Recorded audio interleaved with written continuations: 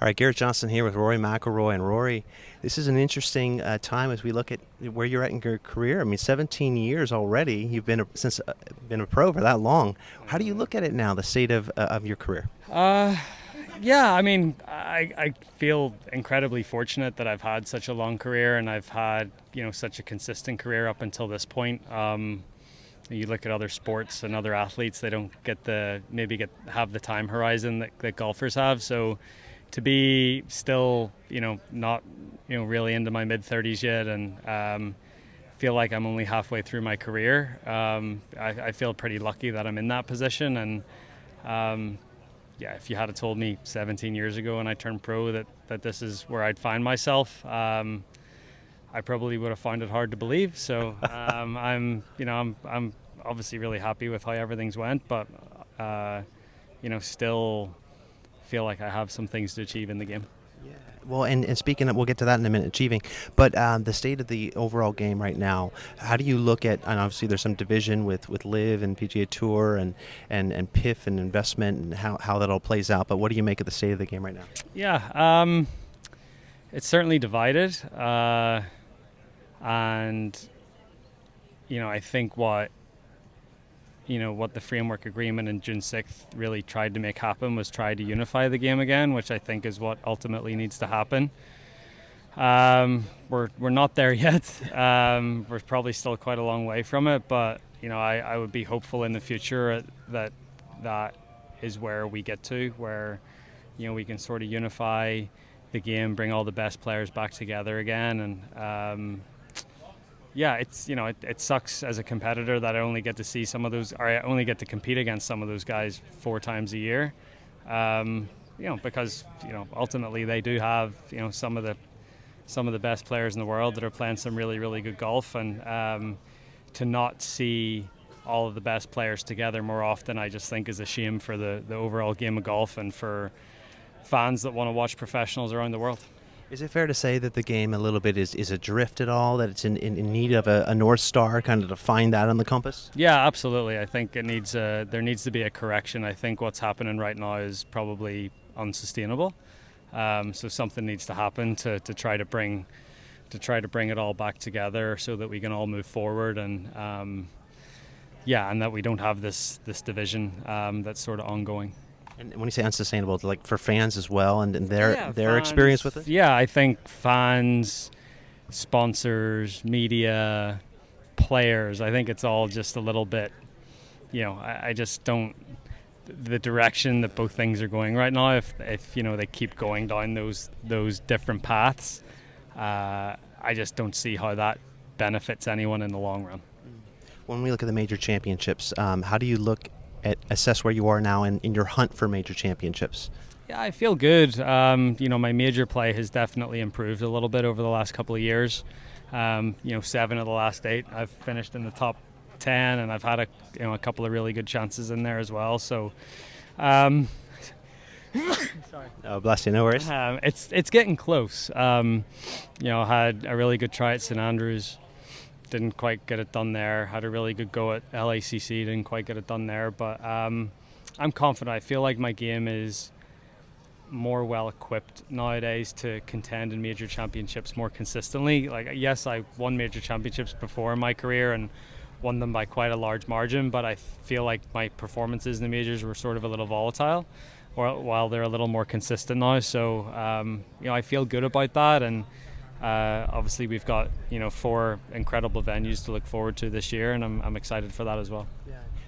Do they keep you up at night at all? Like any of those close calls? I know, like the Open being where you would have, as a boy, would have wanted to win at St Andrews, and LACC being so close. Is any aspect of that? Are there any tinge of regret or? No, I'm luckily blessed with an ability to move on pretty quickly. So no, not at all. Not at all. I can put things in the rearview mirror pretty swiftly and move on. Interesting. Where does that come from, you think? I don't know. You are getting older. I don't know. I think just I've always tried to live with the idea of keep moving forward, and what's done is done, and the past is in the past, and you can't change it or do anything about it. So just got to move on and keep going forward. Well, you mentioned there's some great major championship venues this year. I think of Valhalla, where you won in 2014. It's already been 10 years. What do you make of that course, and how much are you looking forward to going back there? Yeah, it's going to be different this time around. It won't be in August like it was last time that we played there. So I guess I would expect it to be a little drier and maybe not play quite as soft as it played. It was really humid and rainy back in 2014. So it might play a little bit differently, but it's a great championship test, especially the back nine. I think the back nine is really where that course comes into its own.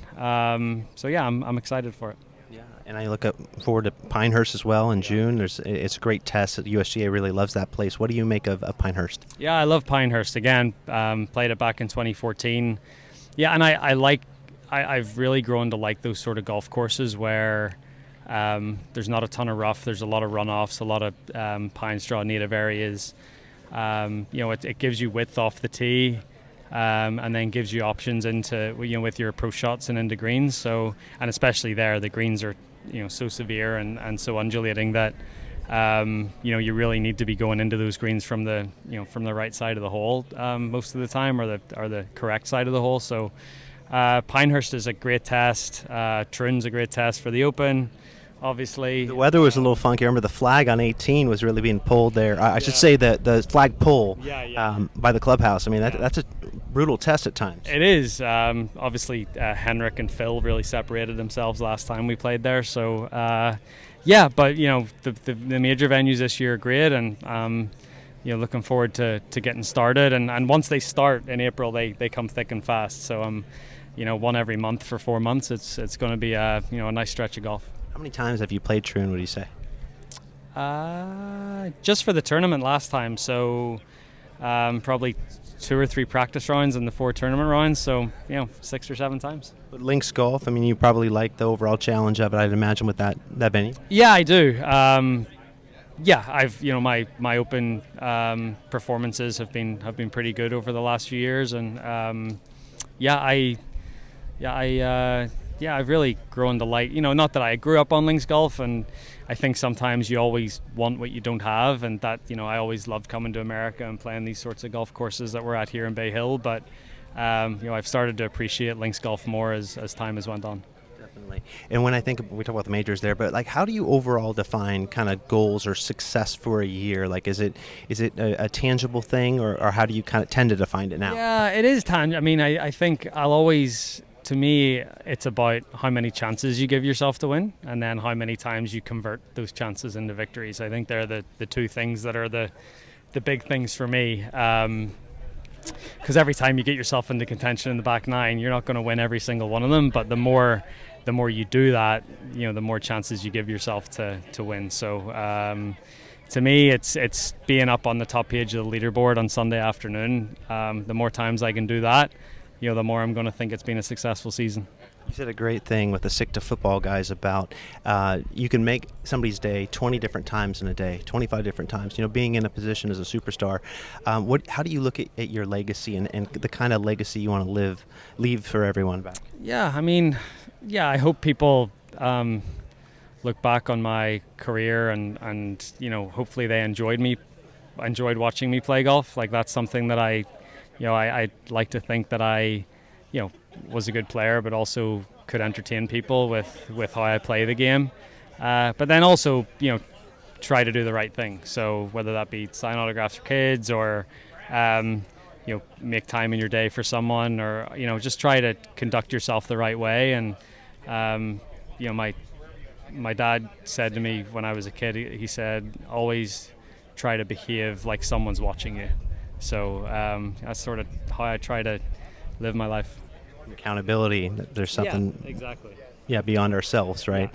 Yeah, I was going to say another event that's huge, obviously the Ryder Cup, and you've mentioned that winning a road Ryder Cup in all sports is that's what the biggest challenge, one of the biggest challenges is. How do you take on that challenge here as we look to these months ahead? Yeah, it's building a really good culture around the team, and that's, it's nice that we have the continuity and Luke Donald being our captain again to go to Bethpage and try to do it. So I'm excited for the challenge. I'm under no illusions that it's going to be very, very tough. New York crowds, New you York never know. crowd, and obviously a really strong American team at home. It's going to be really tough, but I feel like we proved in Rome that we can do it with a young team, and hopefully those guys all have a little more experience in a couple of years' time in Bethpage. And but yeah, it would be, I think if I were to be part of a Ryder Cup team that were to win at Bethpage, it would be honestly one of the highest achievements of my career. Always great visiting with you, Rory. Appreciate your time, man. Thank you. Cheers. Cheers.